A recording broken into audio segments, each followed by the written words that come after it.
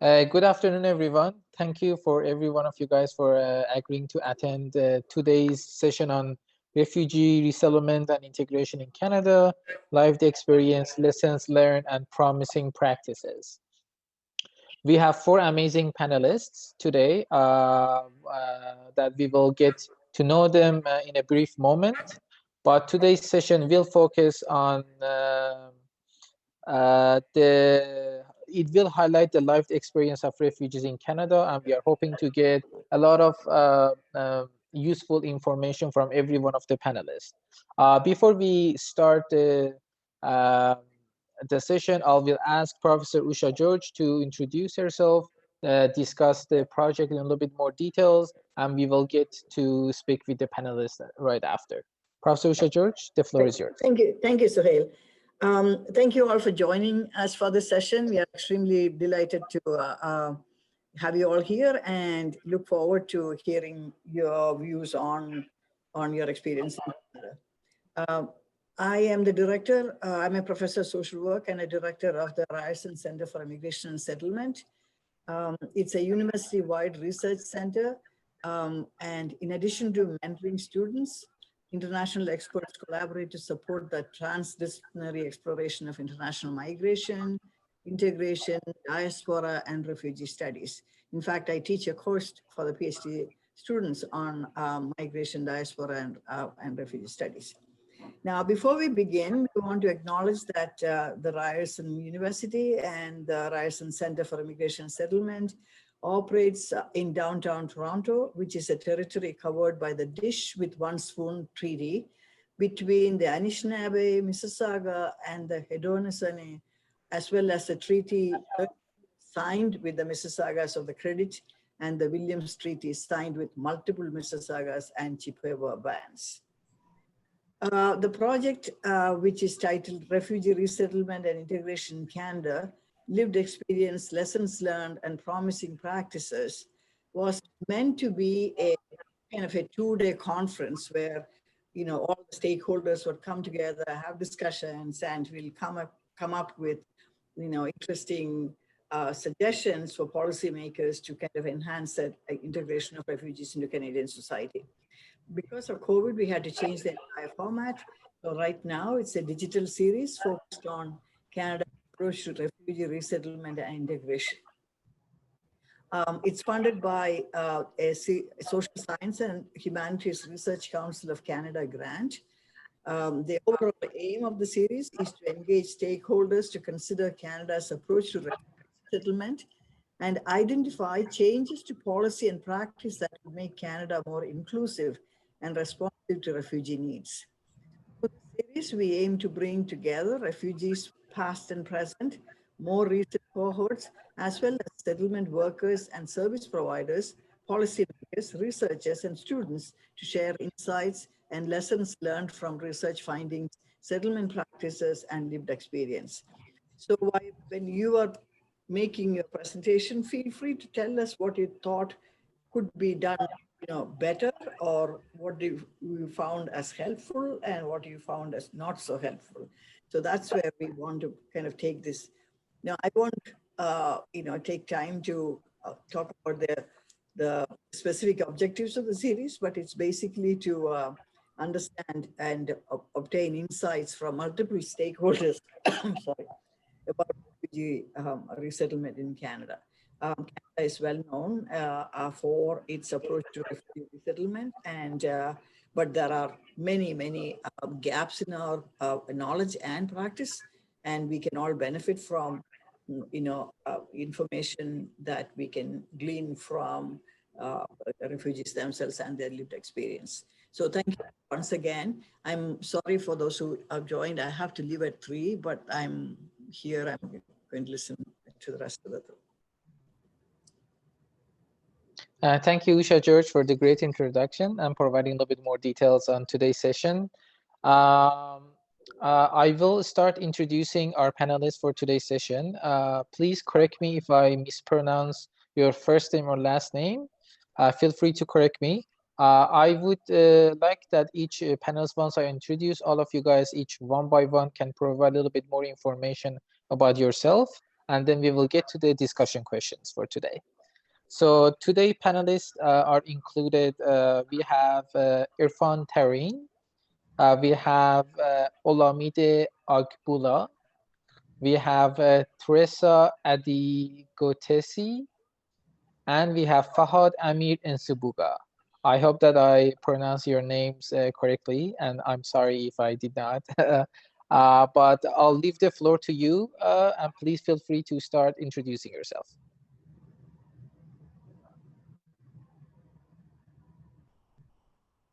Okay, let me start. My name is Fahad Amir Nsubuga. I was born in Uganda. I'm a social activist, and I am a speaker. I prefer to call myself a motivational speaker because that is, because of the politics in our country, people are turning me into a political activist. I'm okay with that, but yes, I came here in 2016. It wasn't easy, but I am surviving. Yeah. Unless if any of you has any other question about me.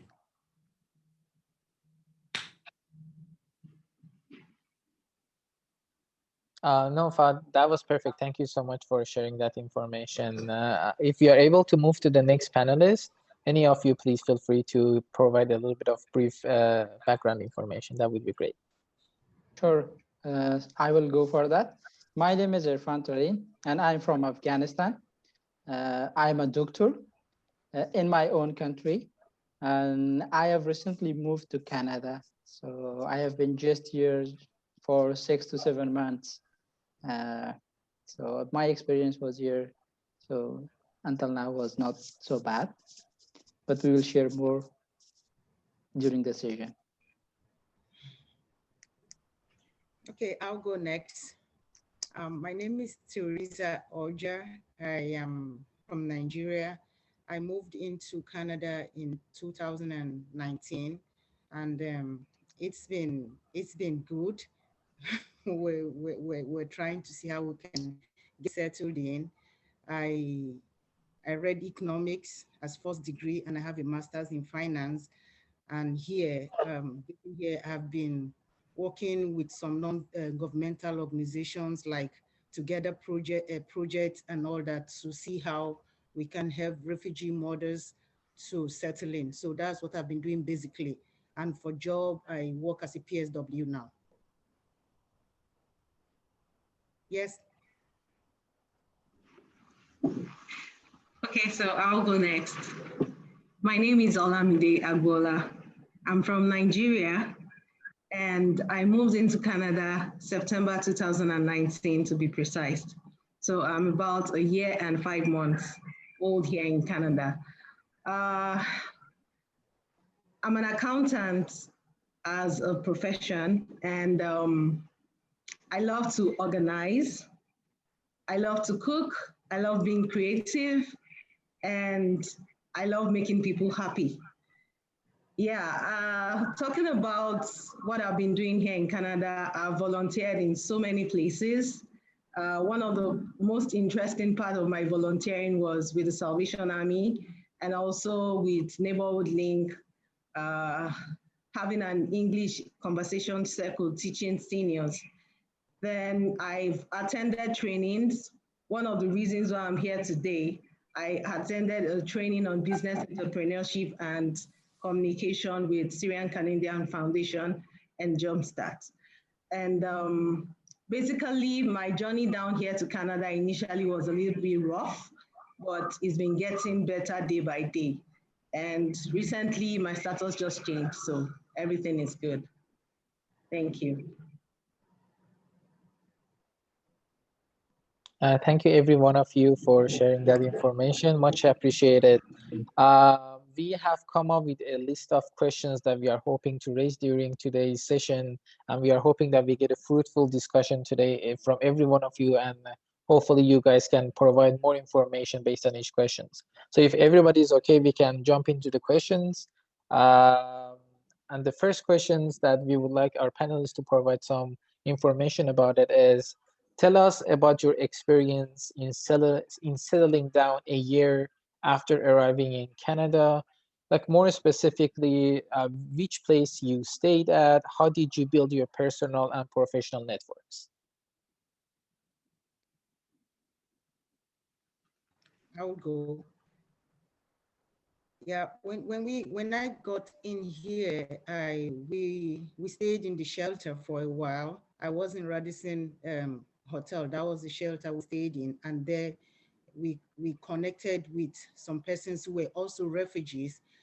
Then building network hasn't been easy because it's a new terrain, it's a new place for me. I didn't really know people like that, but like sessions like these, volunteering opportunities, from there I got to meet persons that I shared the same value with, and so we connected.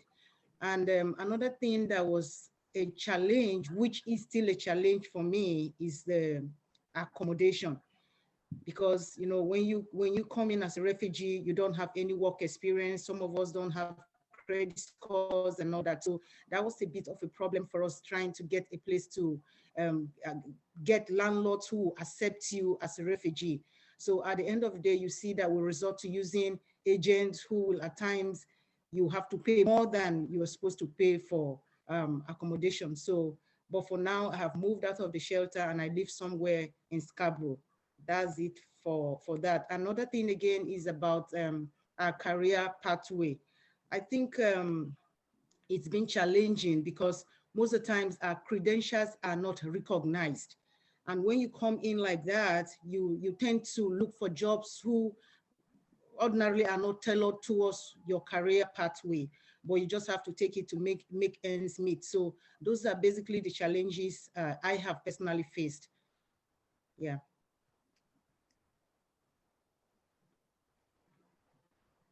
Thank you so much, Teresa, for sharing that information. Much appreciated. Is any other panelists would like to contribute to that question? Yes. As Tessy mentioned, so it was so challenging for everyone. When I moved here, so it was in 2020, which was a tough year for everyone. So first of all, it was very challenging for us that we have to go to under a quarantine. And so we passed that in our relative's house, someone that we knew them. So we passed that period there, and we were in Brampton. And after that, so we wanted to move to our own place. It was really challenging, as Tessy mentioned, because when you're new here, you don't have any background, you don't have any job, you don't have any bank accounts, you don't have any cards, and everywhere that you go to rent a house, to rent an apartment, they ask you for your credit check, and you even don't know the name of the banks here. So while they are asking these questions, and if you are not able to provide those documents, so no one is going to give you any apartment. It was a challenging thing, but we passed that, and now I'm living here in North York, Toronto. So yeah.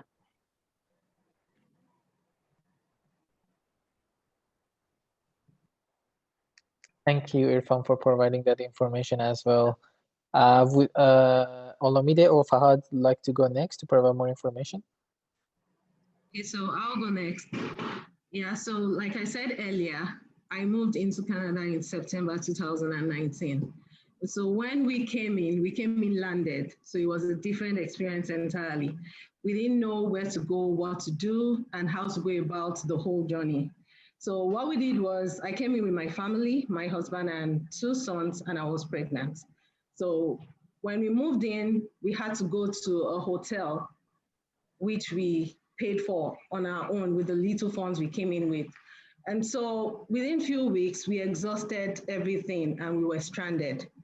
Yeah, so we didn't know where to turn to. We got an information from someone that we could reach out to first contact, which we did. And luckily, they gave us a temporary space where we could lay our head, keep ourselves warm.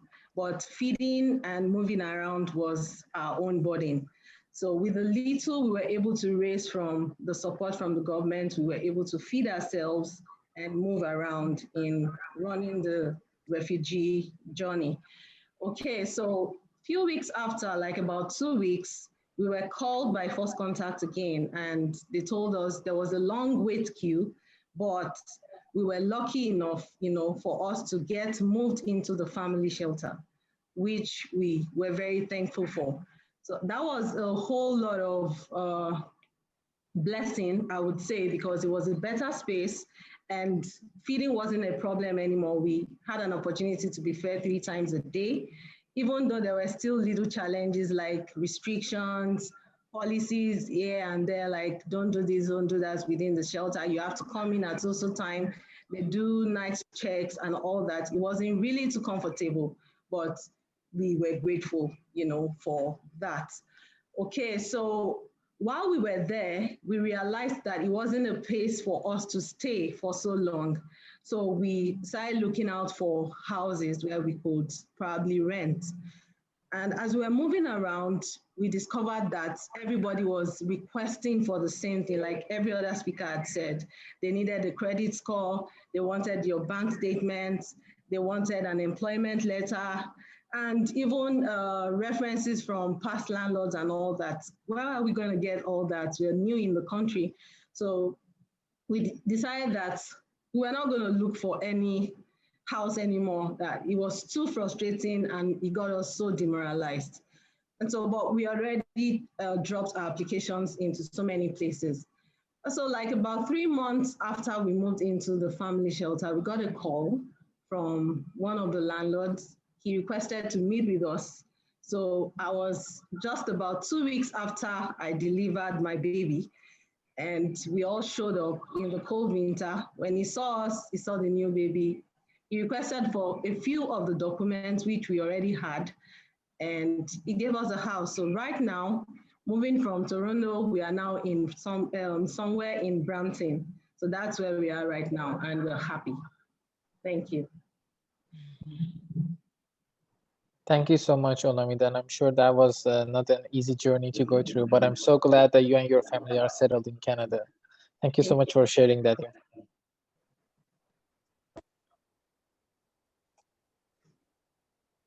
All right. Should I go next? Yes, please. Well, as you heard, I came here in 2016. First and foremost, I have to stress that I was coming from a frustrating background. And in my mind, all I wanted was to come and settle. But before I did that, in fact, let me say this. I think I did what most of our people do not do when they are planning to migrate to any country, right? So I first sat down and made research about Canada, a little bit of research. Because let us be honest, Canada hasn't really been marketed outside. And so what people know, most especially in my country, they know about UK, they know about United States of America. Then once you talk about Canada, the first thing that comes into their minds is it's so cold. Because when we are in school and studying about Canada, all we know is that it's so cold, and Niagara Falls, of course.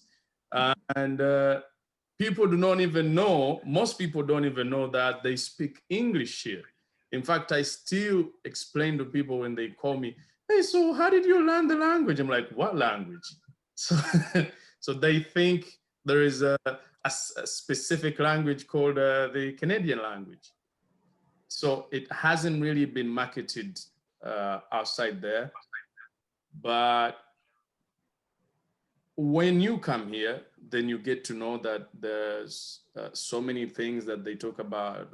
Let me say, they talk about countries like USA or UK, and you find like they are here too. But just because the other countries market themselves better people know that information a lot more than they know about Canada. Now, my experience when I came here, I came in winter, and I was coming from a country that doesn't see any snow. And so I get here, I feel so cold. I was alone. But remember when I told you that I had made research, I called some of my friends to get me in contact with some members of their families or cousins or everything. And then I also had cousins here. But when I arrived, the worst happened. I tried calling them and their phones were off, right? The day of my arrival. So I'm seated in the restaurant thinking, what am I going to do now?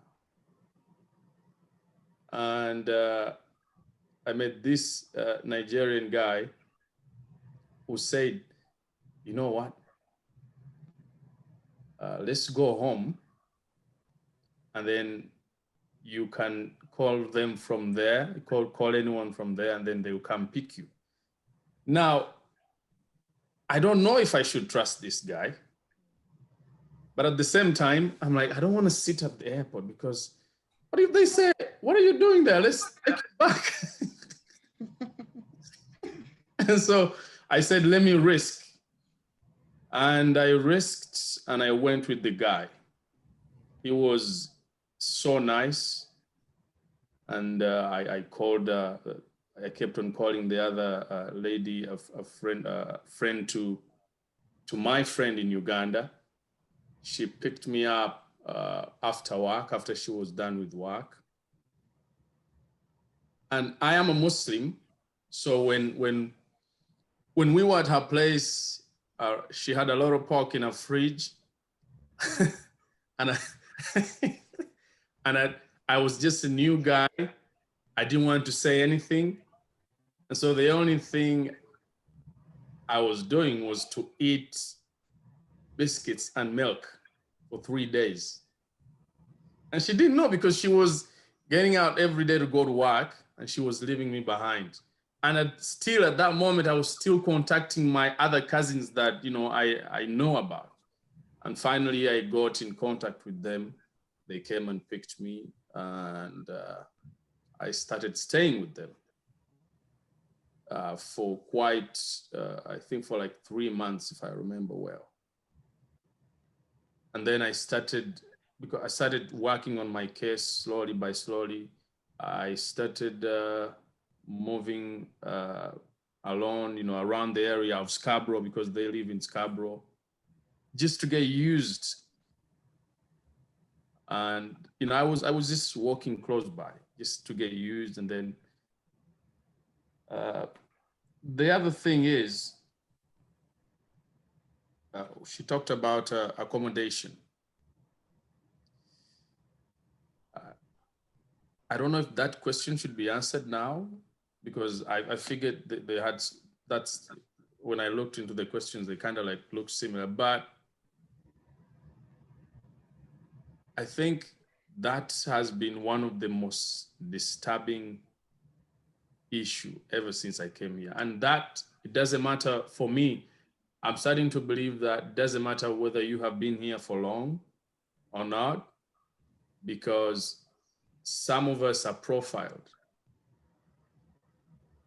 Some of us are profiled just by, and I'm a guy, right? I'm a man. The way they would profile a woman, even if she is my color, it's kind of different than, you know, the way they profile me. And it doesn't mean they don't profile them, but I'm saying it has been one of the most difficult, and the recent was just last year when I left my job that used to give me an apartment and everything. And I realized that they didn't give me a house, we found out later, because I was Black.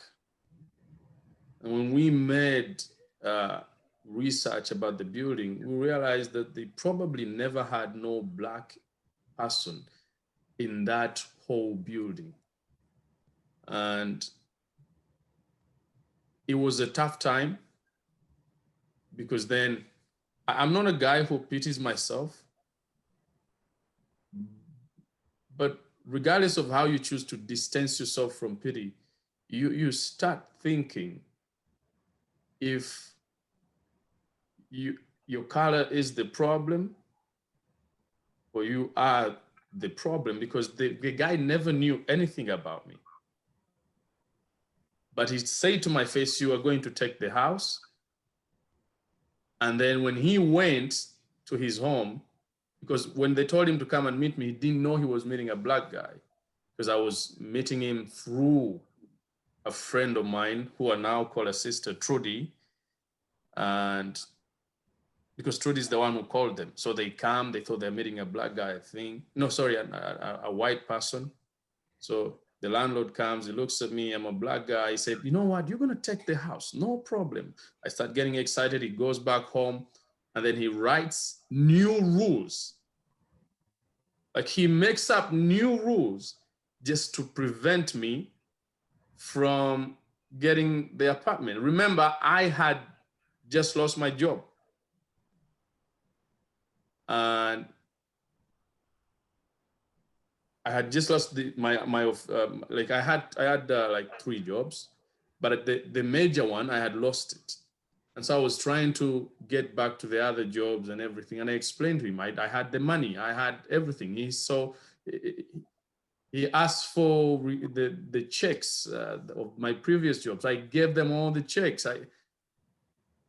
And I even put the employers that are going to employ me, the ones that are saying that, yeah, we're going to give this guy a job, I put their contacts there.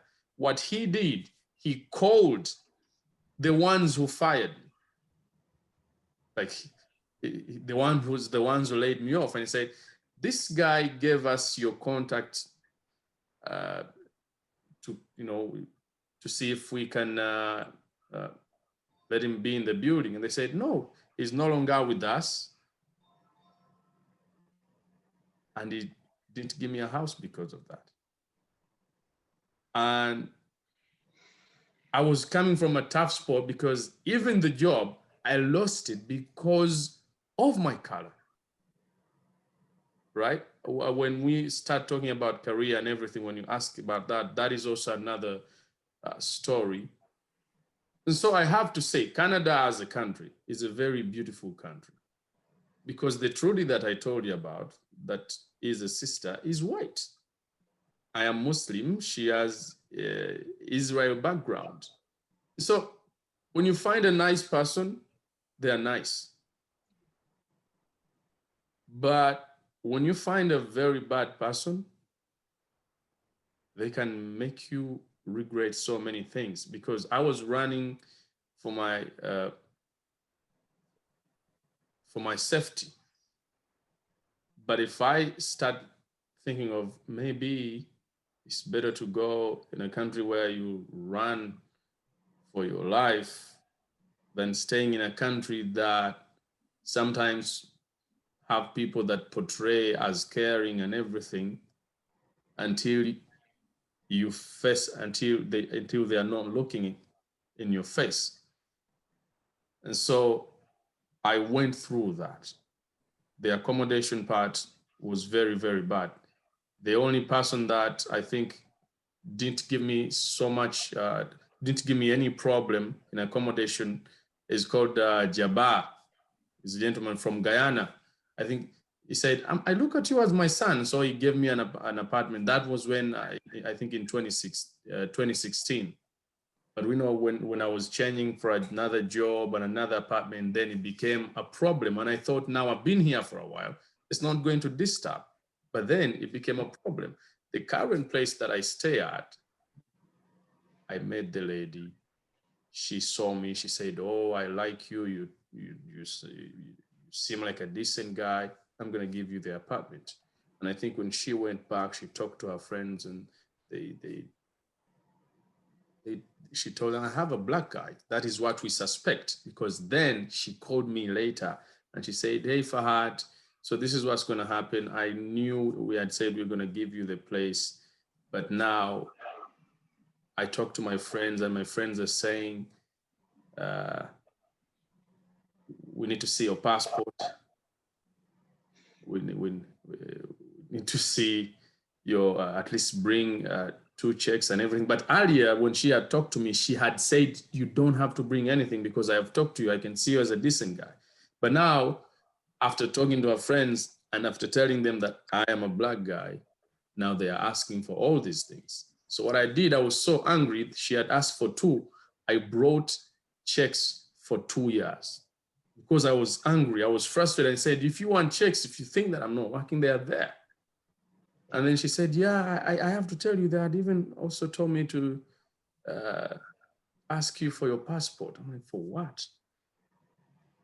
And so they profiled me even before not talking to me, and they scared the person who had got confidence in me. And now I realized that living here, I now had to prove myself again that I am not trouble. I am not what? And until I think she trusted me again. And yeah, I went through that. That's just accommodation. When you ask about career, we will talk about that. Thank you, Sorry, Fahad. I had to say all that. I'm so glad that you took this platform to share your powerful story. There is just such a strong message in your story. And these are just the platforms that you can raise your voice, and we are all here for you to hear them. And hopefully, as a community, we can all make Canada a better place for people like you. And thank you so much for sharing that story. You're welcome. Thank you all. That was the first question that we went through.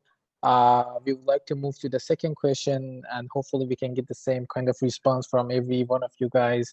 So the second question, it is focusing on the settlement experiences. So more specifically, we would like to know more about your settlement experiences in Canada, like who has been the most and least approachable person, how receptive and supportive were the services that you used in terms of your settlement experiences, and what challenges or barriers you faced, and how were you able to overcome them? So these are just some of the questions that we would like you to comment on them. And any of you, please feel free to go first.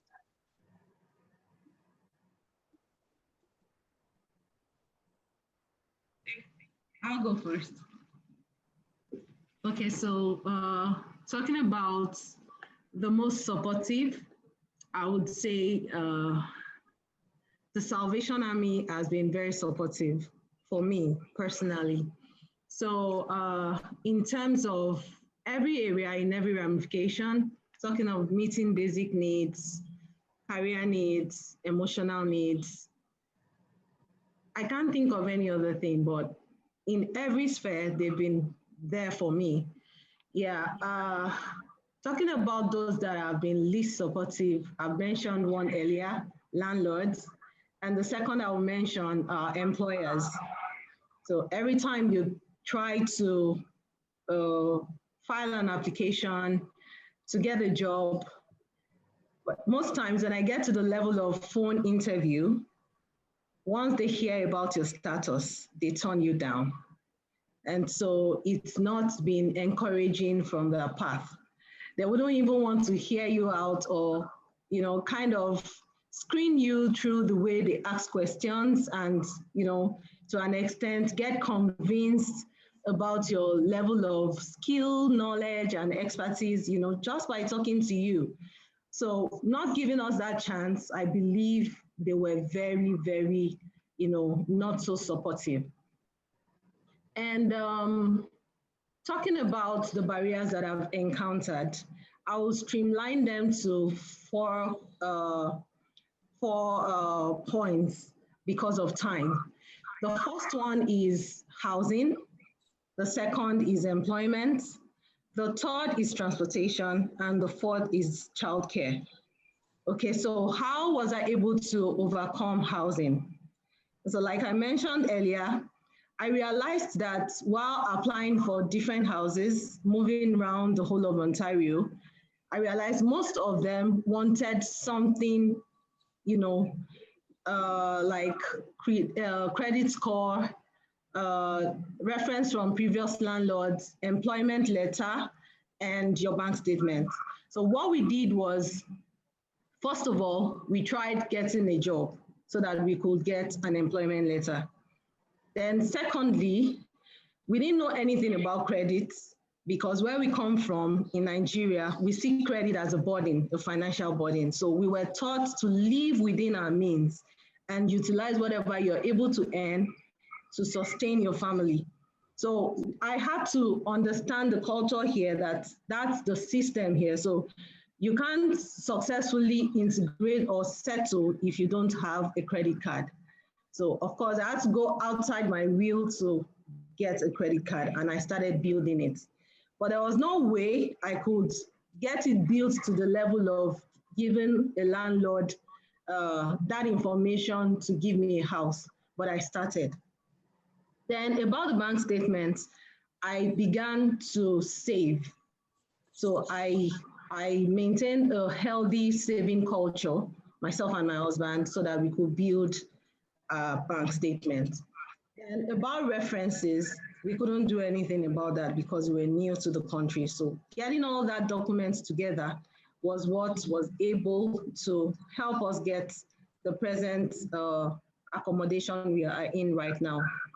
Talking about a job, what I did was, first of all, I got my credentials evaluated by WES because I realized for my credentials to be recognized here in Canada, I needed to evaluate it. So when it was evaluated, I got a report that it was to the level of the 4-year college here, which gave me, confidence and rest of mind. Okay, so I began to attend trainings and seminars so that I could improve on my listening skills. I realized that the accent here was different, even though I understood English. So I needed to improve on my listening skills and also mingle with them and understand how their things are being done, and also understand the work culture as well. So training and seminars helped me, to do that.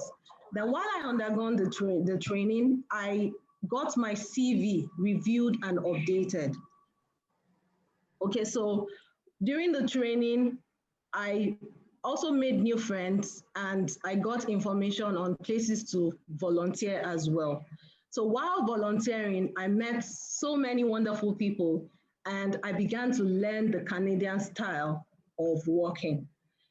So it was while I volunteered, I met this wonderful woman and I didn't know who she was, but I was so lucky that she eventually became the one who referred me to the job I got. So training, seminars, volunteering was the pathway to my success in getting a job. So my first interview, major application was very successful and I got a job with the Salvation Army as a program coordinator. And I was really very grateful for that. So they were able to hear me out. I was able to prove myself with the little skill and knowledge I was coming with from home and the ones I've learned here as well. So that helped me attain that. And in terms of transportation, I don't know if everybody went through this, but it was hell having to, navigate and find bus stops, the right bus stop to go. Many times I entered the wrong bus and I'll have to waste so much time, stay in the cold, it was really very frustrating. And so most times I will have to go maybe like 2 hours ahead if I really want to meet my appointment. And what I did was I tried as much as possible to ask for help. So they tell me, stay here, move here and all that. And I began to go out more and more. Then that way I understood how it worked. Then as regards childcare, right now is still a challenge because having children will definitely limit your mobility, around Canada. So what did I do? I said I moved in with my family. So what we did was we agreed between ourselves that we're going to share the responsibility. So I do the morning shifts, he does the night shift. So whenever I'm at work in the morning, he takes care of anything children. And when he's at work at night, I handle the children. Then once in a while, through our religious connection, we made some friends with the children we're also familiar with. So once in a while, they offer to help, maybe give a day off and handle them on our behalf. So it's been that way, you know, handling and tackling the barriers that we've encountered. Thank you.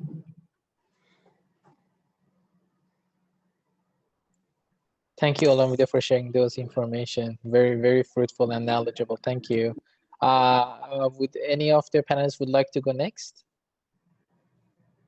Well, okay. The housing part, I talked about it earlier. When I came here, I told you about a guy called Jabbar. He's a very old guy, comes from Guyana. He was very nice to me, and he has a very big house. So what I did, I made friends with him. And when I was leaving his house, I sat him down and I told him, we have a lot of people that coming from Africa that don't know where to live, that they don't have credit, they don't have a lot of things. And he said, so what would you want me to do? And I told him, I will be bringing people from the shelter so that, you know, they use this as a stepping stone for them, you know, to build their lives. And I have to say, like I said, when you meet nice people, they are nice. He has been so helpful because now his whole house is now filled with Black people. And he has been helpful. They don't want to leave now. Since 2016, we took over that house. In fact, that is why when I had left, when I had got another apartment and then left it and then had to look for another, I could not go back to him because I didn't want to make the other people that I had helped lose their place. So I had to look for another place. I just wanted them to have that peace of mind and not go through what I went through. So he was nice. The transportation that she talked about, I didn't find no problem with that because I think, remember I told you I had cousins. I used to, if I wanted to go far, I would move with them. First days when I came to Canada. And so that was easy. However, it was the transport on the TTC was the first time someone was racist towards me. I went and I said, excuse me, and I was asking for directions.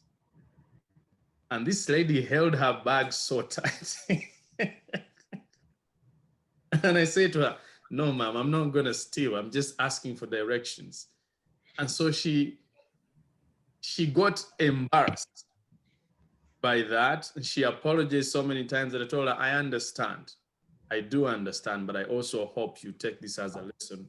So she gave me the directions as to where I need to go. I am a guy who does not take things at heart, especially when I know that we are in a society that has different kinds of people from different backgrounds. The other thing is, I realized that to get Canadian experience, you either have to volunteer or go to school, right? Or get a job. So I sat down and said, let me just hit two birds with one stone. So I decided to go to school to get the experience and also study. And then again, every time I said, when you meet nice people, I'll always tell you about the nice people that I met. I didn't know, because I was new, I didn't know the directions to that school, didn't know where it was. I hadn't yet learned to, to move using Google Map. And so I meet this old guy, white guy, and I ask him, sir, I'm asking for this school, I want to go, I'm looking for it. And he said, okay, I'll take you there. He moved with me to the school. And I asked him, I told him, sir, you have been so nice to me. What is your name and how do you want me to remember you? He said to me, just make me proud and study. That's what he said to me. So I go to school. They were so nice. I did whatever I could to finish. The system here about education is good for me because according to where I come from, they can't just give you money to start studying and then you pay later. I'm talking about OSAP, right? Where I come from, they don't do that. If you don't have the money to study, you don't, even if you have the courage to go to school. And so I have to say the OSAP thing is good. It only gets bad when it's time for pay, to repay back the loan. But I am in class, everything is going on well. I've made friends from Iran, from Philippines. And then one day I'm seated, they're asking us to give answers. And now I'm talking to you about the psychological issues that disturb us when we come here. I raise my hand to give an answer. And a person says to the teacher, why are you choosing him? In class. He's coming from Africa. They don't really have sense. In class, that person said that. Why are you choosing him? They don't really have sense. Now the whole class froze. And now they're looking at me, they are waiting for me to say something. And remember when I told you that they profile us? They think some of us are so short-tempered, some of us react with punching, some of us react with, insulting and, swearing. So I realized now this is the time for me not to react like that. I kept quiet. I looked at her. They called the head of the school. He came. And surprising, all these other people now from other countries, from Iran, from Philippines, they were all fighting for me. And I was still quiet. I don't know what to say because now she has just, landed a bomb on me. Until they asked me, what do you want? What do you say about this? I just simply said, if people knew that they don't grade someone's intelligence by color, they don't determine someone's morals by color, it will be a very, very bitter world. That is the only thing I said.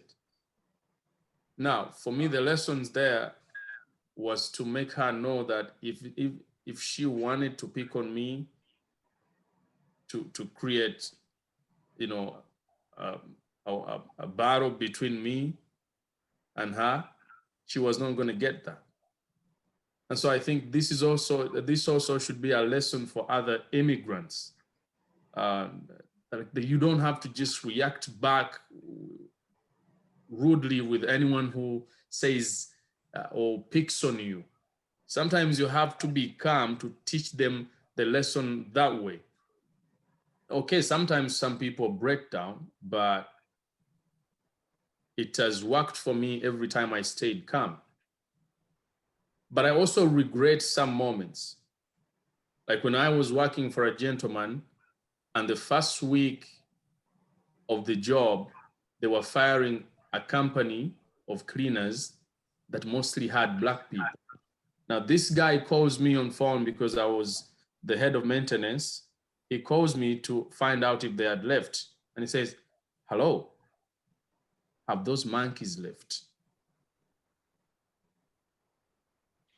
Now, he was talking to me. He forgot that he was talking to me, and I think because he was used to using that language. And then I said, what did you say, sir? He said, sorry, I said, have those guys left? Have those people left? But he first kept quiet for a while after he said, have those monkeys left? Now I realized that the things he put me through after I let that pass, sometimes I wish I didn't let that moment pass, because he was my employer. I would have known better that day that the days to come are going to be hard for me. Because then later I found out I was hired because I'm Black. They wanted diversity. And this is also, I think, another lesson for immigrants, that they need to learn the laws of here. The employers and the people, they need to know, because if I knew, I would have known what to do, but I didn't. And you could see the residents of that area come to me and say, are you okay? Are you gonna be all right? And you could feel like they're sending you a message that they know that employer does not really,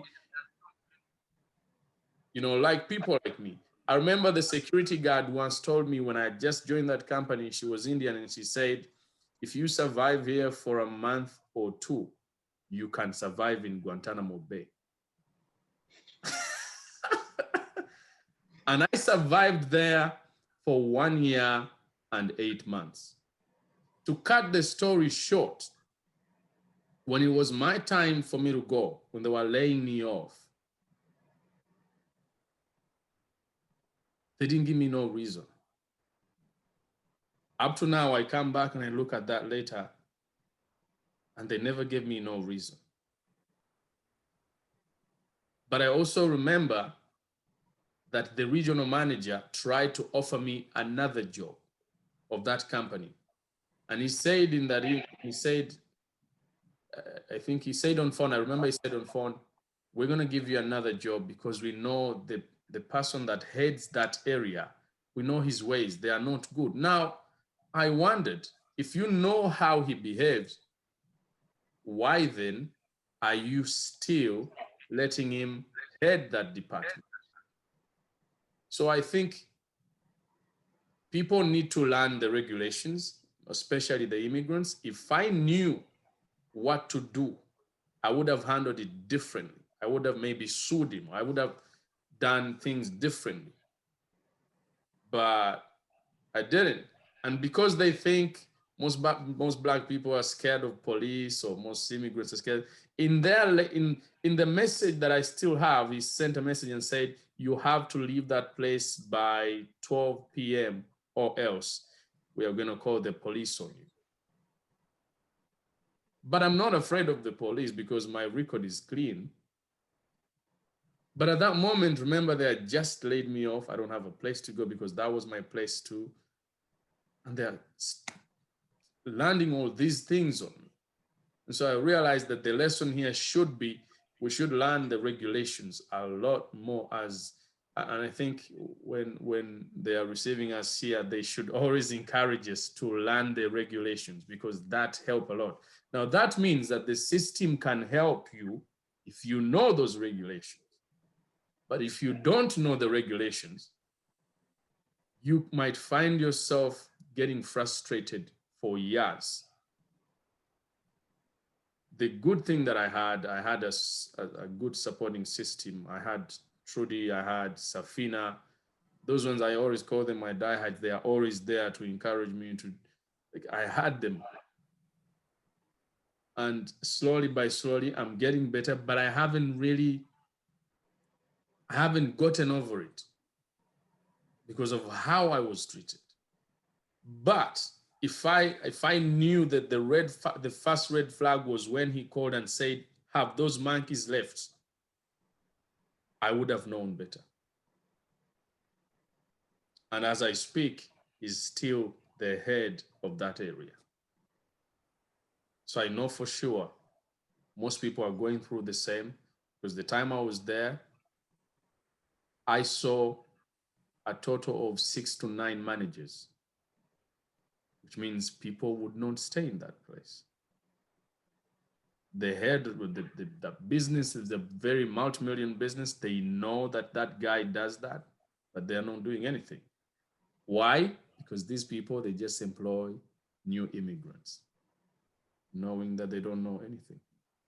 So immigrants need to learn the laws and regulations. Thank you, guys.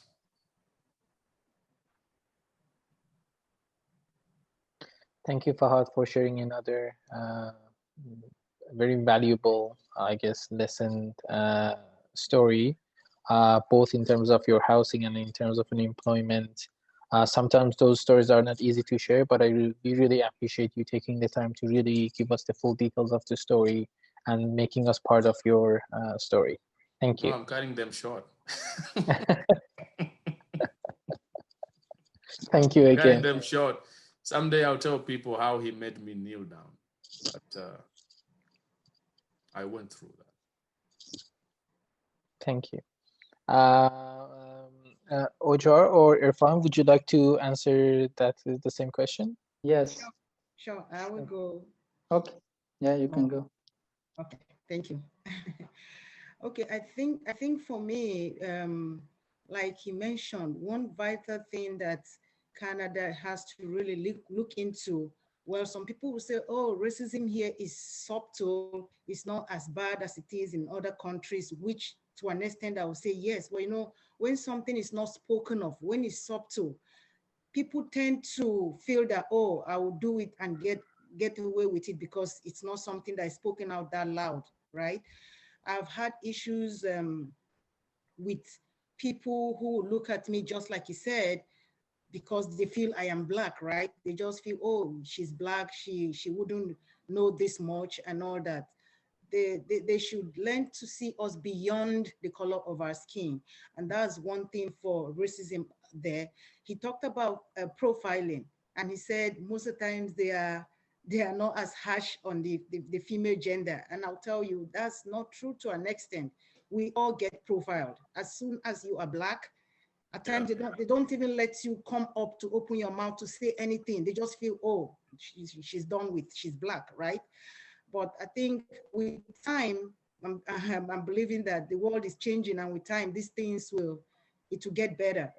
Another thing again that I really find disturbing is the scene, our social security number. You know, as a refugee, our numbers, they start with 9, and that like gives us away.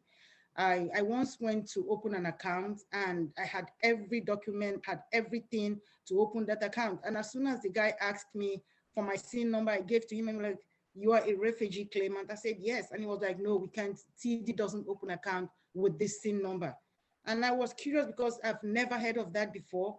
And I was thinking probably something was wrong with my SIN number, right?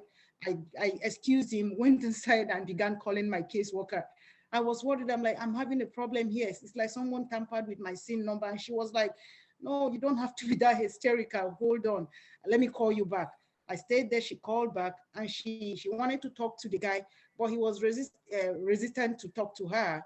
And after a while, someone came. I think one of the customer service ladies came to me, and she was like, oh, you've been waiting for a while. What is the problem? How can I help you? I explained to her, and I said, well, I had to call my caseworker who wanted to talk to the guy and ask him what exactly was wrong with the SIN number. And she goes, no, if you don't mind him, nothing is wrong with your SIN number. As soon as they saw your SIN number that started with a 9, they knew that you're a refugee claimant, and we don't open account for such and such and such. I'm like, oh my God, why is that? And she said, well, that's the policy. And I'm like, are you for real? Okay, why would they give us a SIN number that would set limits on things we can do, right? So that really got me worried that day, because I know that there are other people out there who would have gone through this same thing, but probably they know about it. I never knew that my SIN number was different from the ones others had here. So that was like a bit of a challenge and a shock to me. Then about job, like I said, now I work as a PSW. I have evaluated my certificate recently with WES, and I'm trying to see how I can get past working jobs that are not in line with what I read in school or my career path. But one thing again that I want us to know here is that Canada as a country will survive on immigrants. You understand? Now, they sometimes see immigrants as, oh, they are here to take from us. No, that is not about it. Yes, we left our country to come here, right? Because we're running from one thing or the other, but we're also adding value. Let me take you to where I work presently. Now, when the pandemic struck, I left the shelter, I got a place, and I did a course in customer service. I did work inbound with them for a while. Then I discovered that, oh, now this is the time to give back to the society. There was this clarion call of, oh, we need PSW, we need people who could work in the long-term care, because it was a crisis. And I didn't really have a PSW certificate. But while I was in the States, I had CNA, I had some certification that could allow me work with people with developmental disability, with people with Alzheimer's and dementia. So I just said, let me give it a try. And I first went on care.com. I put my profile there and I advertised myself. And I did it like a night. And the next day, someone reached out to me, oh, can you come take care of my mom? And that was a one-on-one thing. I started working with her. And after a while, I just went on Indeed. I just composed my resume, put it there. And lucky enough, I was able to get a job. And I went into this career because I am a very compassionate person. And I discovered that the long-term care, the elderly in Canada, really, they need help. They really need help in that sector right now. You see that at times, one PSW would have to work with 10 residents. How is that possible on an 8-hour shift?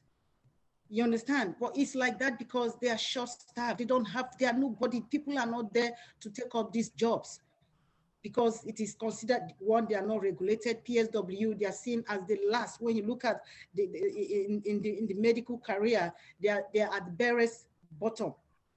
They are not given the kind of recognition that they should have been given. And look at somebody like me. I have all the qualification to do a better job than this, right? But I just thought of it, oh, this is time to give back. Because someone reached out and I was like, Teresa, you know, and this time you haven't gone for your hearing, right? This is something that can help you. You're here, you're adding value. Now you're helping when they need the help. Things like that can speak for you when you go for your hearing. And I'm like, oh, that's good. And I took this job. And even at that, you still see that there's discrimination. There's this something that happened, like, I think that was in December. A resident who got assaulted by another resident. I wasn't at work that day, but when I resumed work, I was told of what happened, and there was a panel set, and they were asking questions. Oh, what do you think? What do you think? Have you worked with the resident before? Is he really aggressive? Is he that and that and that? And everybody was just talking. I was the only Black person seated in the panel that day. Everybody was just giving their opinion. Oh, I think this, I think that.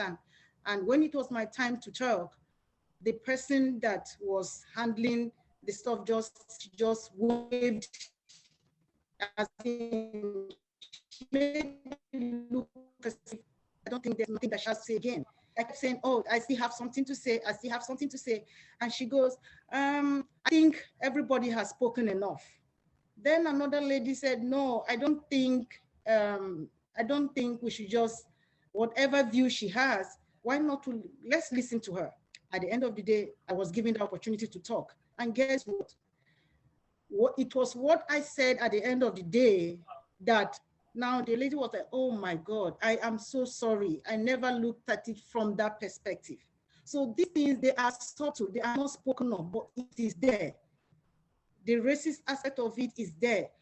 But you see, what can we do? We just keep talking about it, just like Fahad has said. He's had a whole bunch of experience in that regard. But it's something that we fight with, we struggle with. We see these challenges every day. So that has been one of it. Then for people who have been supportive for me, I think Costi tried. They helped to, like when I moved into my apartment, I know that some people say, oh, they gave them furnitures and all that. I didn't get, because I moved into an apartment that was already furnished. But they kept reaching out to me, do you want this? Can we help you with this? Can we help you with that? So they were really, really supportive. Then this other non-governmental organization that I volunteer with, Together Project. Although I volunteer with them, but they tend to try to also reach out to me. From time to time, they'll send me mails, oh, personal care, this, that, can you do this? Can you go for this seminar? It will help you in this way. So they were also really, really nice to me. Then these other, I've forgotten their name, but I think they work in conjunction with Ontario Works.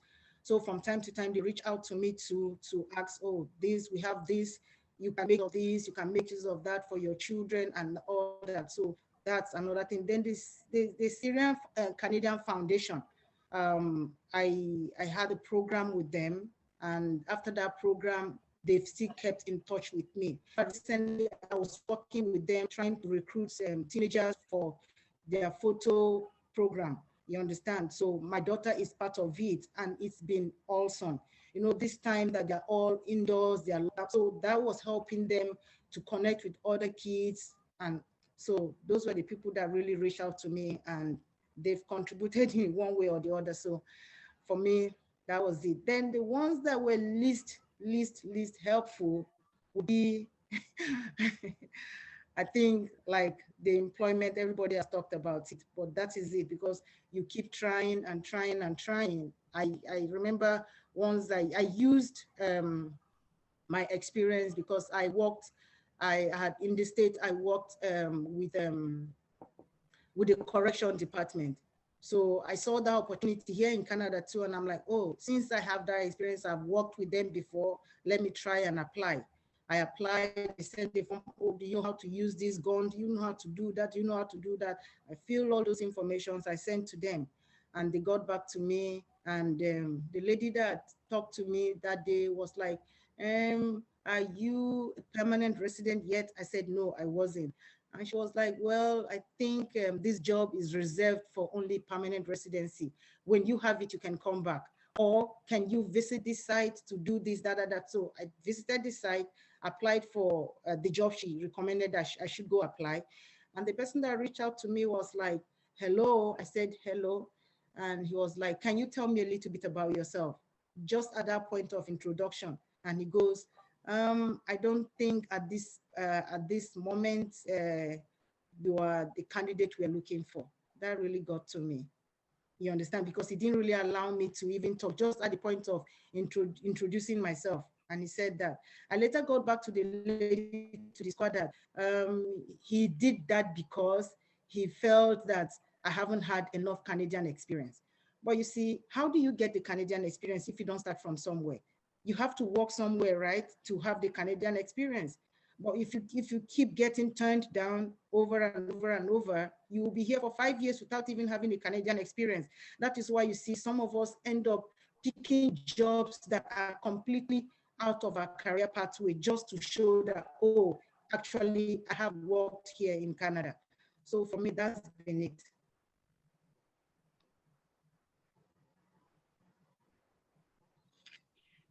For sharing your story as well. Again, another really wonderful story from your perspectives. I'm sure every one of us are learning a lot from your experiences. Thank you again for sharing that. You're welcome. Irfan, would you like to go? Yes. As everyone so detailed, so I would just want to go on the settlement services. Once when come for the first time to this country, the main thing that they want to know that we are to start now. So what are the things that I have to do, what I should do and what I should not do? Actually, maybe the time that we came, it was very different than others because we not just faced the stress and the challenge that an immigrant face, but also we came in a year that everything was under the lockdown. So we had a very less approach to any kind of services at that time. So it was the big challenge for us. But anyhow, I think Canada is very immigrant friendly. So they were providing somehow to make others approach those programs, like those settlement services started working on online. They had online platforms to share their rules and regulations, living and culture and job markets and education system through the online courses and online orientations. But beside all these, there were some limitations to them. Like normally when one come to Canada, so if they can go out, they can interact with people, they soon and faster mix with the culture and they are going to adapt faster.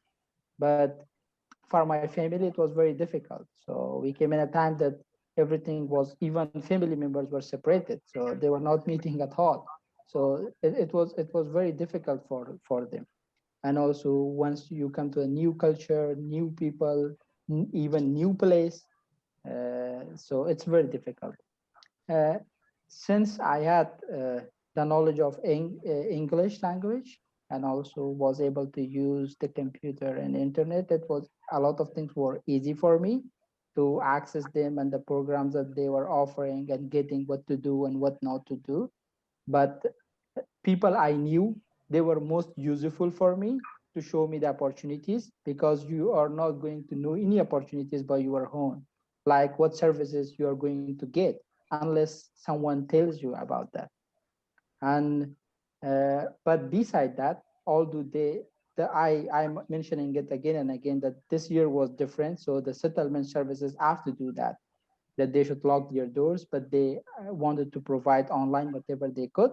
But beside that, some of the people were trying to take benefits of this situation. Like they were getting benefits from the country, they were working from their homes, and they were getting their salaries. And working in an office is very different than working sitting in your home. So anyhow, whatever you do, if you work full time, somehow you will get time to relax, talk with your kid, be busy with your pets or with your friends or whatever else you want to do.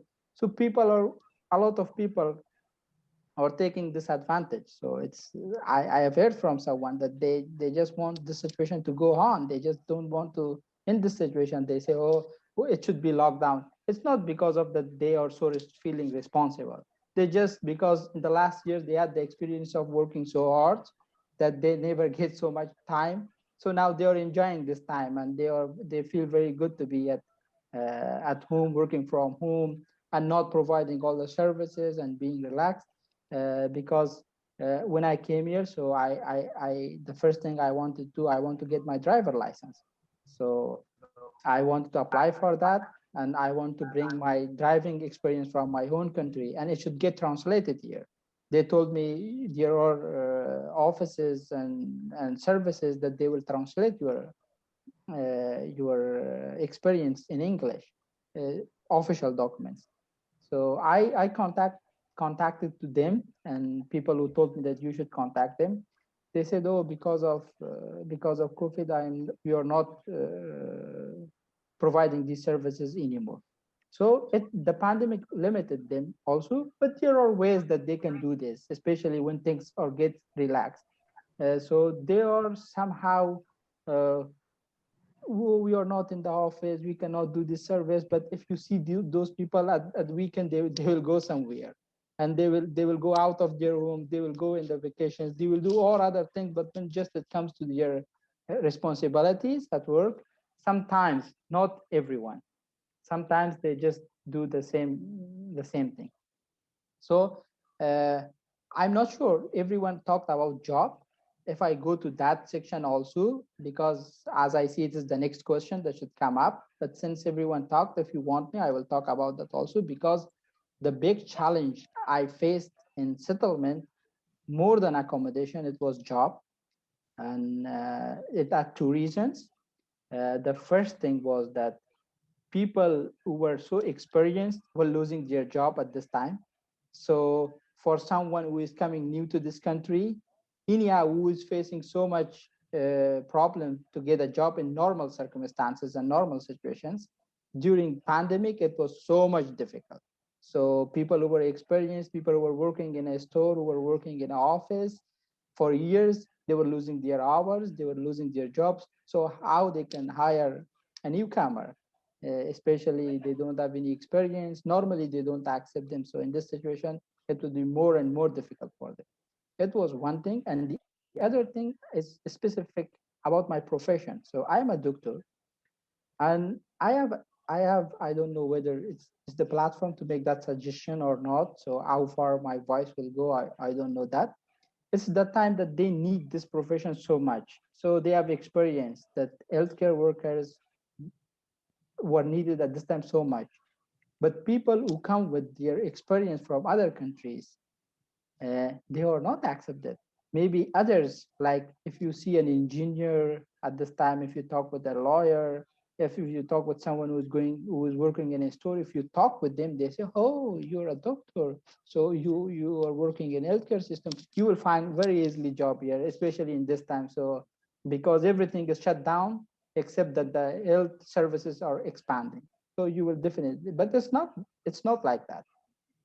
You will face the same problems that the others face, and especially the doctors. It's not just you should have to accredit your diplomas and your studies to this country, which is a good thing that one should do. But beside that, they have put many challenges, which is obviously saying to that person to not to come to not to continue your profession here anymore. Like if you are I don't know, maybe if you are an engineer somewhere, you just have to put your documents, they will accredit you, they will get you in the job, maybe in low salary, but after many years of experience you can return to your degree. But it's not same with medical workers. If you are a doctor, you have to accredit your diplomas, then you have to wait for many years to get the entrance exam, and it's a very tough exam, and they have different steps, and you have to spend a lot of money for 3 to 4 years to pass those exams. And after that, you should have to spend a lot of more money and connections to get the experience, then you will be accepted. But they don't think that if someone spends so much money, what about if he doesn't have?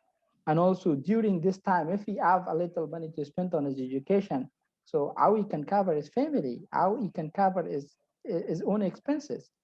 So it will be very good for them it will be very good economically for the Canada government, and also about life, because you mean to become a nurse, to be a doctor, it means to not to spend money, it means to spend life.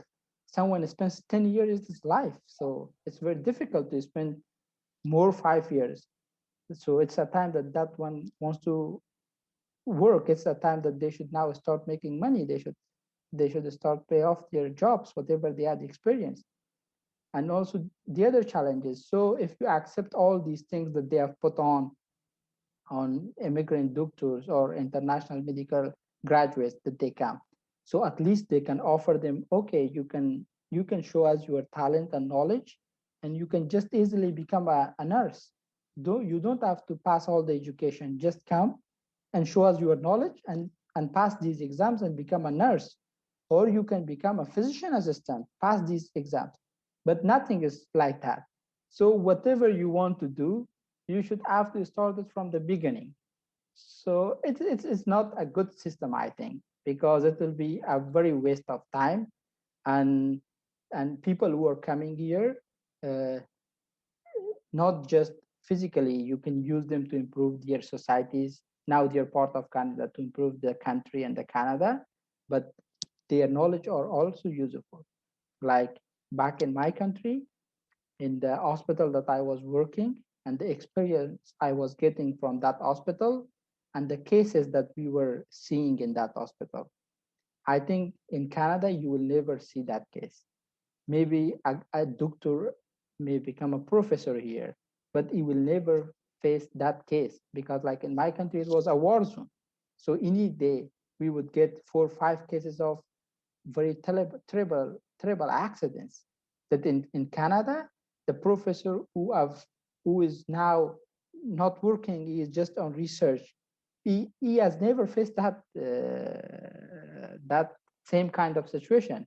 Or even if you see like the infectious disease, maybe in years you see 3 to more cases of some specific infections. But in those countries, these people face every time because the preventive medicine is very low in those countries. So they have knowledge, they have the experience. It would be very good to use them. You should make your own rules and regulates to choose people, but not so much tough that I know 99 or 98% of international medical graduates who came to Canada, they are not working in their profession at all. They are not just being a doctor, but they are not a nurse here. They are not an assistant here. They are not nothing here in that profession. They all started. They are 35 years old, 40 years old, and they are starting going to high school. So it's not benefiting them, but it's not benefiting the government as well. So that's, I think, the biggest challenge for everyone, especially in this time for medical workers. Thank you, Irfan, for sharing that. And the truth is that finding a job and having a Canadian experience for sure one of the main challenges, and I would say the disadvantages of the Canadian job market, especially for immigrants and refugees. So thank you for raising that issue. Much appreciated. I'll move to question 4, but I'll try to combine question 4 with one of the first roundtable questions because they're relevant to each other. So please feel free to contribute. So the question is, what is your overall evaluation of your experience in Canada? And that can include pre-arrival, arrival, and post-arrival. And to what extent do you think the provincial and federal governments have provided assistance to refugees in Canada?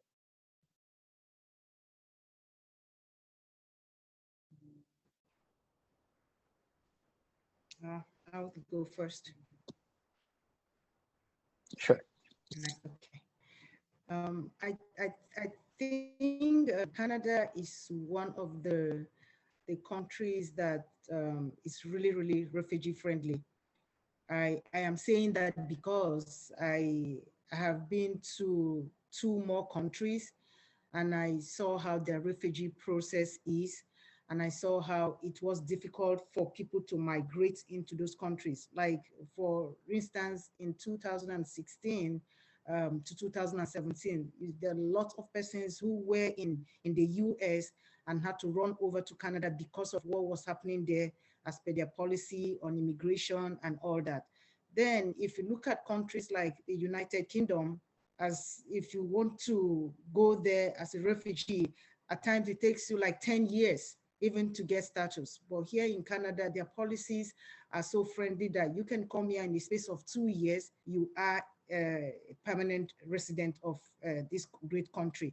I think in that regard, the federal government, they've really done really well. Then when it also comes to support, that's one aspect that I really, really appreciate the Canadian government, because like there are some countries you don't even get support. You go there as like, let me not say some countries, like in US, if you apply for a refugee status in US, like what they do here in Canada, that you get paid some amount of money by the government, you get to have a case worker, like the Ontario work guys reach out to you and all that. No, that's not done. In US, you have to pay even to have accommodation, you have to pay for everything. So in that regard, the Canadian government have really done well. Then also, I also think that the environment here generally is receptive towards refugees. It's just that some people, you can't always have it all. Yes, some people still feel, oh, this is our land, they are invading our land, they shouldn't be here. But if you look at it, I think that's in the minority. Majority of the people here in Canada are welcoming to immigrants, and that has been a very good one for the government of Canada here. Another aspect of it is how you get to come here to Canada, and you hear of the legal aid. Yes, you don't, in other countries, you don't get that. You get to pay for your lawyer, you get to do everything all by yourself. They don't want to know whether you're running from a war-torn zone. They don't want to know whether you're coming with money or not. You get to pay for all those things by yourself. But here in Canada, they make provisions for those little bitty things, which some people will feel, oh, yeah, it doesn't matter, but it does matter, because when you save from those little things that you'd have ordinarily spent money on, it helps you to live better. So that for me has been a very good one, and credit to the government. Then I think also we talked about the job. Yes, it's challenging, but I don't think I was just pondering over it. It's not really better in other countries out there, but we're just praying that probably it should be better. That's what we're praying, that it should be better than what it is now. Aside that, the government has tried, and we're hoping that things will get better as times go by. Thank you. And thank you, Ojar, for sharing that. Any other panelists would like to contribute to this question? I'll go next. Sure. Okay, so I guess your first question was pre-arrival, arrival, and post-arrival. So my pre-arrival, I would evaluate it to be like something between 5 and 6, because it was a kind of mixed feelings. So I had so much anxiety because I had to give up so much to come and start afresh, and I didn't know what to expect. Okay, so I also had hopes, and I was excited as well, because I was coming into a new land and I was hopeful that things could get better for me. Okay, so talking about arrival, now I would say it dropped a bit. Okay, so to like about a 2, because when I got here, it was really traumatic. From the experience I shared, we were stranded and we didn't know what to do. There was a time we didn't even know probably if we were going to get a roof over our head for that night. So there were so many challenges, but because of time, I wouldn't be able to share. So it dropped to about a 2. Now, talking about post-arrival, like she said, it gets better every day. So as we, integrated into the system, we started getting to understand how things are being done. We met wonderful people. We were able to, kind of get settled one after the other. So things got better. So I would say right now we are on a level of about an 8. Now, the second question about the government, I really give it to them. Well, since I've been born, I would say that I've not seen a government that has really taken care of their citizens as much as the Canadian government has done. So talking about the health system, I give it to them. I would share this story. Every time I share it, I know that one way or the other, it will help somebody out there. I lost my 3rd child because of the poor health system in our country. He was diagnosed of medulloblastoma, a very healthy child. But unfortunately, within 3 weeks, we couldn't do anything to save his life. We tried our best. He was a US citizen, and we as parents needed a visa to take him out of the country to get him treated. Everything he needed was made available. The hospital we contacted, they were already waiting for him.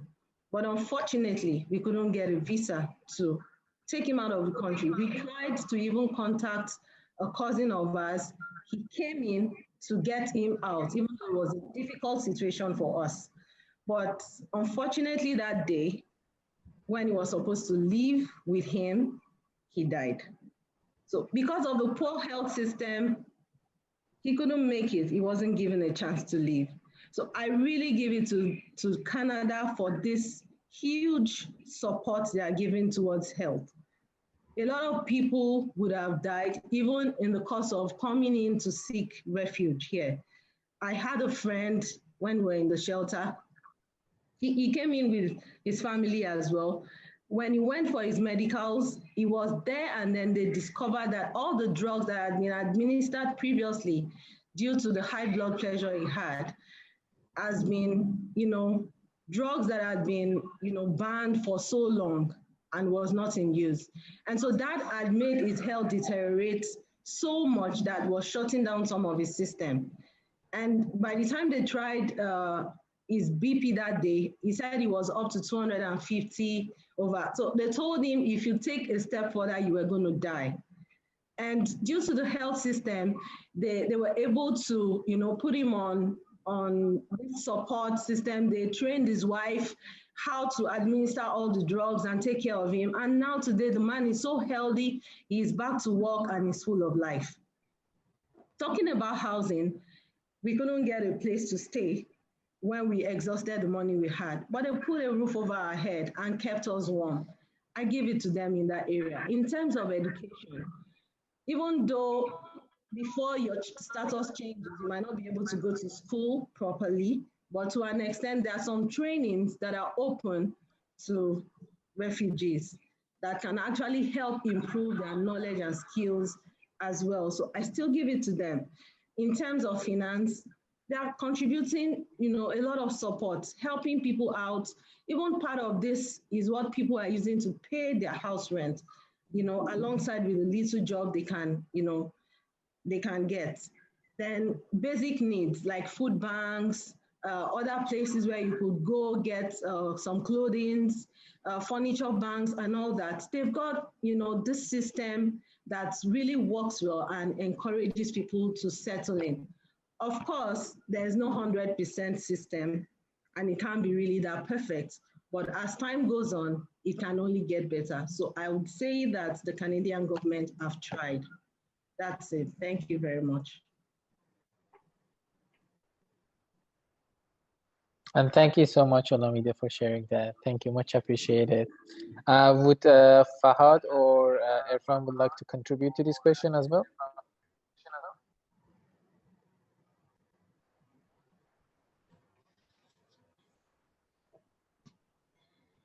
All right.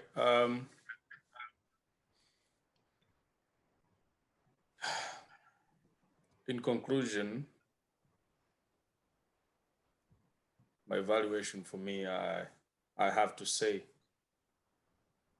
Canada is another home from home.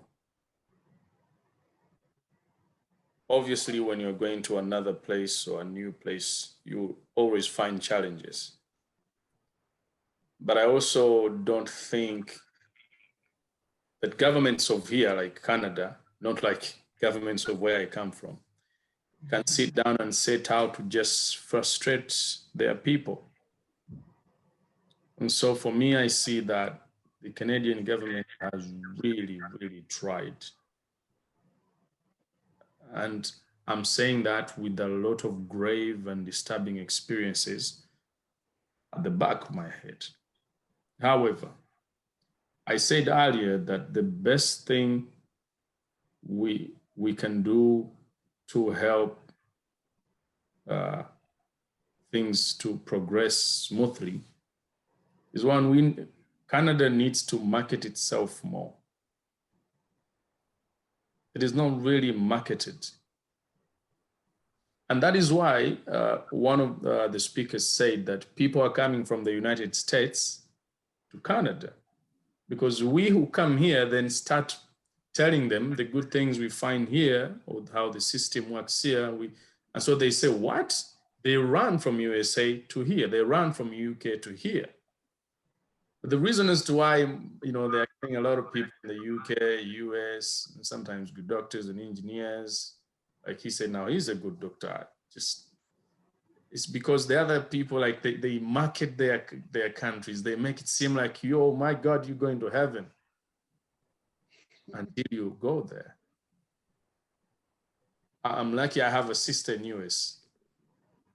And so I also usually talk to her, and I know. So they need to market the country for people to know that there are lots of opportunities here.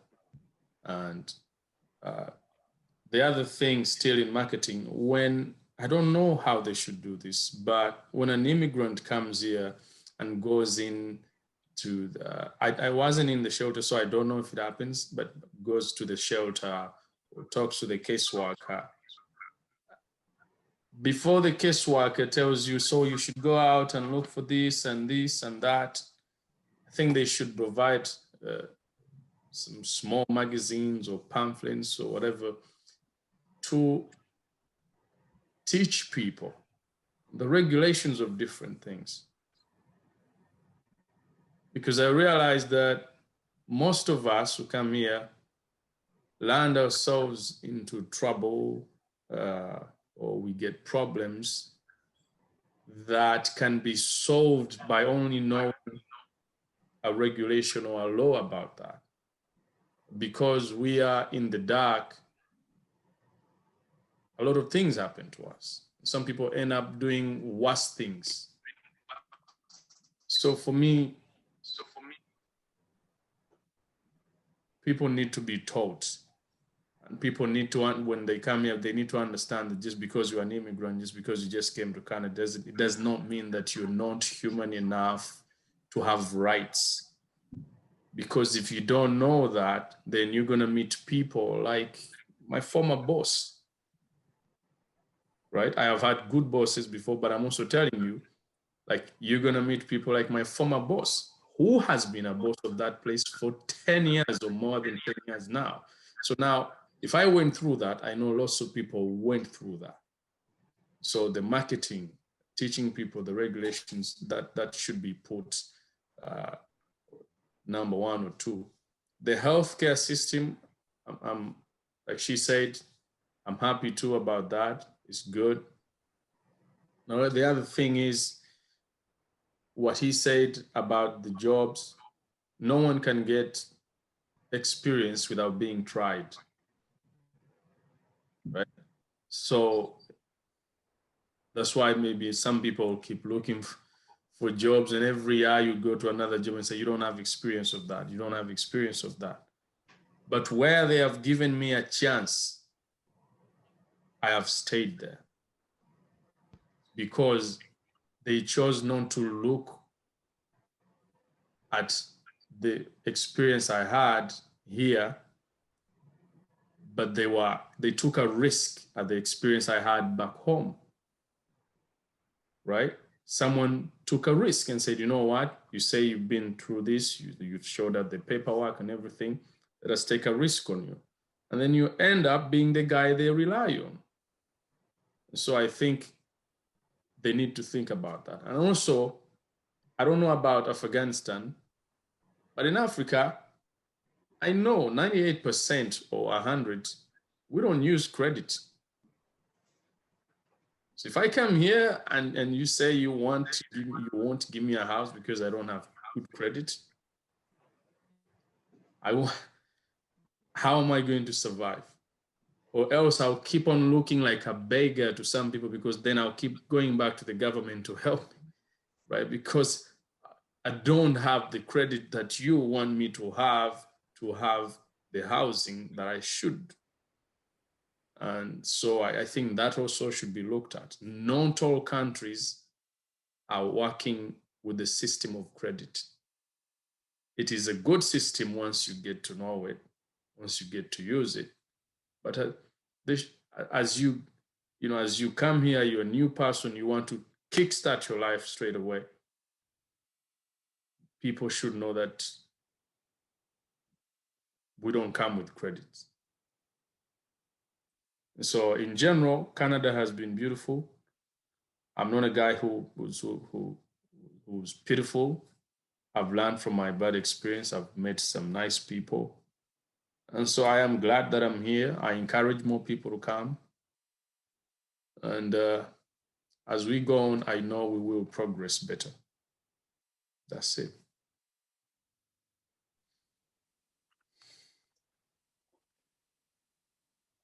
Yeah.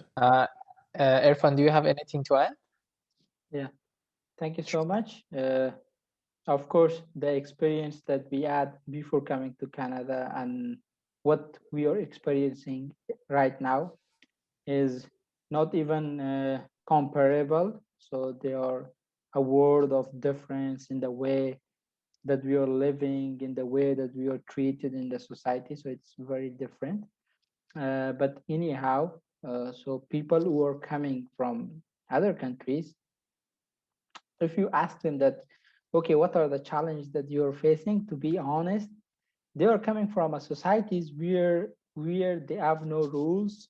Some of them, not all of them. So where there is no rule, there is no job, there is no education, there is no there any care, nothing there.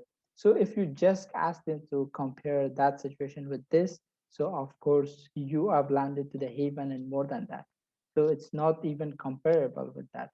But I am very glad that even the best things that they are almost offering on the planet to their citizens, this country, and they are still working on it, and they are still thinking on this, that there are more things to do for them, and we can do better than this. That is the greatest thing. And the most thing that after coming to Canada, people can experience is the feel of being in a democratic country, in a place where you have your own mind, your own thoughts, your own choices. That is the best option, not just for women, but also for the men. That in their societies back there, they have a lot of limitations, and this is the best experience that they can have, and actually this covers everything. So the people and the government is doing the best, and I wish them keeping it up. Yeah. Thank you, Irfan. I'm just looking at the time, considering that we have about 15 minutes left. I'll combine the last two questions, and these questions are also open to our participants. So please feel free to contribute as well and ask questions if there is any. So the last questions that hopefully you guys can also, again, have very fruitful and very knowledgeable information to add, is what we are looking for is, what do you think are the resources that communities need in order to improve their involvement in the resettlement process of refugees? And the second question is, how can we ensure that the voice of refugees are heard in Canadian society?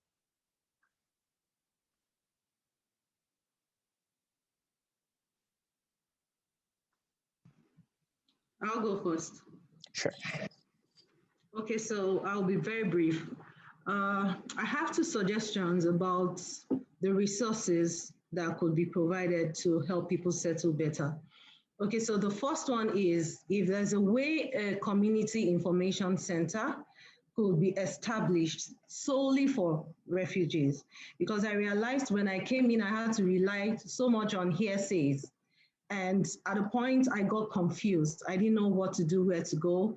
So if there's a center where information can be easily accessed, and there could be a guide to help have a smooth path or a journey while achieving your goals as a refugee, it would be a great one. Then knowing fully well that policy changes, over time. So I also believe that continuous awareness for new immigrants coming in would also help them, make sure the cycle is going on and not being broken. So that way, everyone will be on the same page. Then secondly, I could also suggest a refugee training center where it's going to be like a hub where your past skills are being tested. You understand? So it could be like a 3-month intensive training where maybe probably like a minimum wage amount could be paid while you undergo such training. So while going through that, you will be able to learn the Canadian work experience. They also take you through the credit management, take you through financial management, take you through even insurance, because I realize so many people are ignorant about insurance and they don't even really see the need to purchase an insurance policy. Yeah, so all those key areas which people are ignorant of, if there's a hub where solely refugees go to, to get all those reliable information from, I believe will help out a lot. Then going to your last question, how can our voices be heard? Now, I feel that a suggestion portal should be created. So we want to appear anonymous because of our status and because of the things we are running away from. So that way, if you open a portal, there's somewhere to go, you just type in or report what your experiences or issues are and your challenges as well. Then also you have the opportunity to profile or suggest a solution alongside. I think that will help us, make our voice heard better without being known or without being, castigated for saying something. So that's it for me. Thank you very much. And thank you, Olamide. Thank you.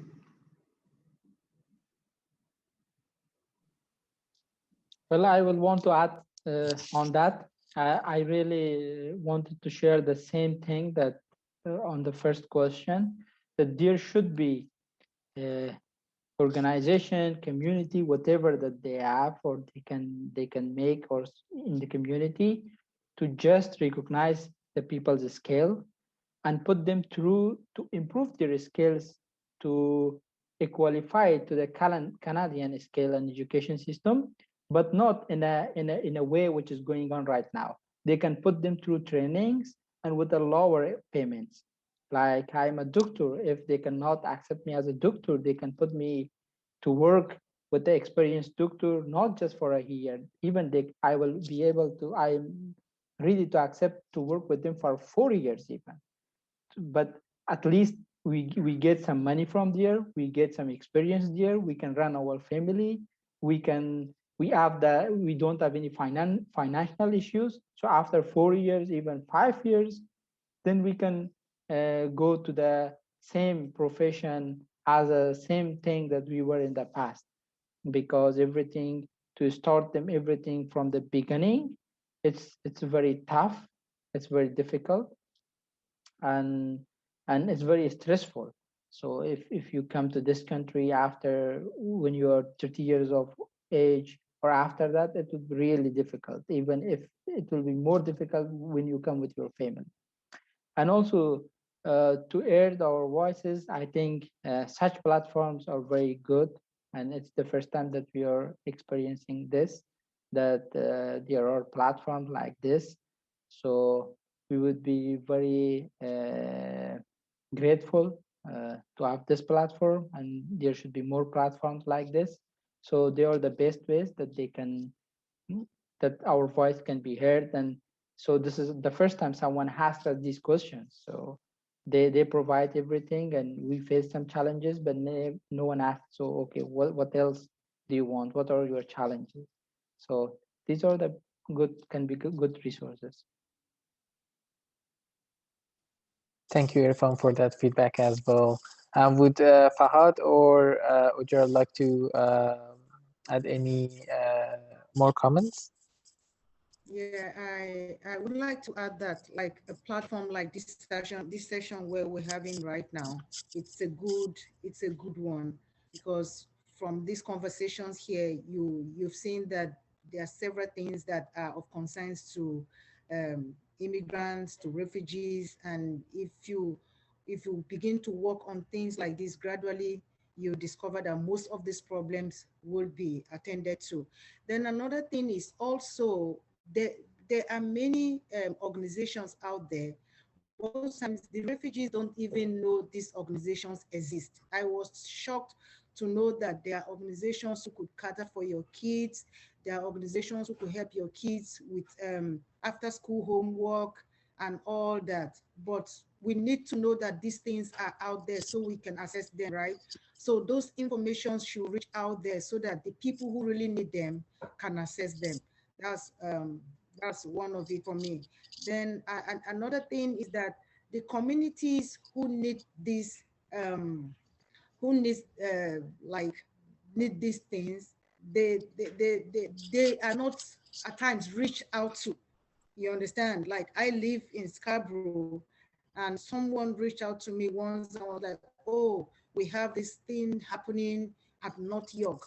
Will you be able to come over?" And I'm like, "No." So if they know that it will benefit people this way, they should make it available for people around my vicinity too, so that we can all be able to make use of those opportunities. I think for me, that would be it. Thank you. And thank you, Ojar, for sharing that. And Fahad, do you have any recommendation on how refugees' voice can be heard? Well, I'm just going to be brief. For any place to develop, the flow of information has to be respected. Having good information that is not supplied becomes worthless. And so as you integrate into the system here, you find out that there are so many beautiful things you can do to develop as a person. But sometimes you regret not knowing those things earlier, because when you come here, there's not really a platform or a way that you can get that information. And so I suggest that, you see, when you're going to meet caseworkers, the people who help us, it is no harm if they had, little pamphlets that talk about different things, to be with them. So you go there to seek for money for housing, or, how you should be guided into other things. There is no harm in giving you that platform to walk away with it, and it helps you. It helps you be exposed to many things, because you also need to understand most people here do a lot of things online, but I will talk about Africa. People are just getting to use the online method, right? So as they come here, they will integrate through online and everything. Some even don't even know what to search for. So those little pamphlets that I talked about, they don't have to be extremely detailed. They can be brief or outlined or contacts or what, but when they are there. And how can we ensure the voice of refugees be heard? Well, platforms like this, I think they should be given more attention. You might find that a lot of people have a lot on their minds, but they don't know where to go to speak. They don't know how to attend to this. And so platforms like this are much appreciated, and that is why I can never say no to platforms like this, because I know then I'll get to learn something and I'll get to give out something. Because every day laws change, rules change. And the reason one of the speakers said that she was relying on hearsay. Someone comes here 10 years ago, they tell you something that they did 10 years ago. And because they are already into the system, they don't even know if that changed. So you can see that the flow of information and platforms like this sometimes can be the easiest way to help us. Like, you can't help someone who you don't talk to, and you can't help someone who you don't listen to. And for that to happen, there has to be a certain flow of information and a way and a platform for people to speak. She said some want to be anonymous. Some, like me, can speak openly, right? So I think that will be very, very helpful. In general, Canada has been the best thing that has happened to me as a person. The people, you'll find some nice ones, you'll find some bad ones, like in any other community. Yeah, but that does not mean that we should just stay silent and let it pass. Because if we do, we will have so many people that are like the 10-year guy who's still in that position and treating people like that. Thank you so much. And thank you, Fahad, for also sharing that. We covered all the questions that we had, but we still have, I wanted to give you this opportunity to you as well. If you have any questions that you can ask us, me, Sad, and Tierney are here to answer your questions.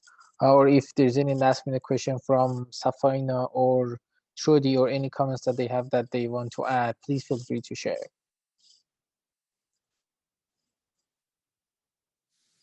Yeah, it's Trudy. I just want to thank all the participants a lot. And I think that regarding the last question, as somebody who works in social services, I think I would address it by saying that we need to listen as well. It's not like just an opportunity for refugees to be heard. We need to have our ears open and be at forums like this and apply it to our work so that we can actively provide the services, provide the information, and do continuing education so that we're providing proper referrals to our clients. So I'm really thankful to have been here today.